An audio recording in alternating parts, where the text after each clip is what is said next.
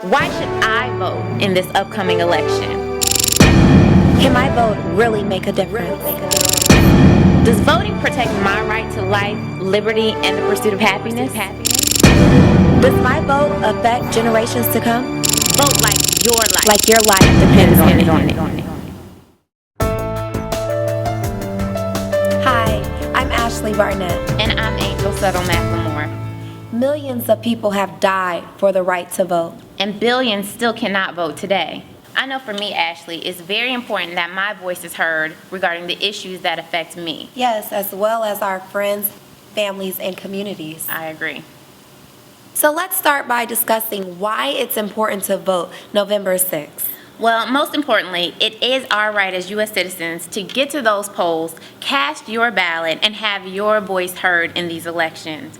Secondly, any American citizen who's at least 18 years old needs to utilize their right to vote. Also, Angel, even those who have a criminal history may be able to have their voting rights restored. Of course, that is determined on a state-by-state level. So if that applies to you, contact your state election office to get further clarity on those details. Get details on the absentee ballot, what it is, and how important it is to this election. Absolutely.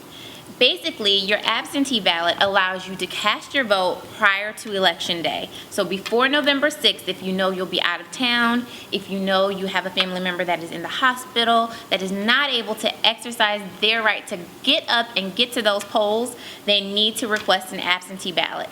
Simply fill it out and submit it back to your election board as soon as possible. That absentee ballot is very important, as well as early voting. That's good information. Yeah, and another issue I want to touch on is the importance of knowing your polling location. Some people have no idea where their polling location is, so how do people find that information? Well, they have two options. They can either contact their local government election department, where they will give them more information on the polling location. As well, they can contact their state election department, and they can give them more information about where they can go to vote. It's very important to know where your polling station is, as well as what you need to bring to the polls. First of all, you can check your voter registration card if you have one for your polling location. Next, you definitely need proper photo ID. Third thing is make sure you're in line between the hours that your polling station is open. As long as you're in line prior to that closing time, you will be able to vote. And also, if you show up to the polls and you have improper ID, ask for a provisional ballot. That gives you the opportunity to still cast your vote and not be turned away from the polls without exercising your opportunity to cast your vote. Don't let your vote stop there. Continue to vote at your state and local elections. Remember, vote like your life depends on it, November 6th. Because it does.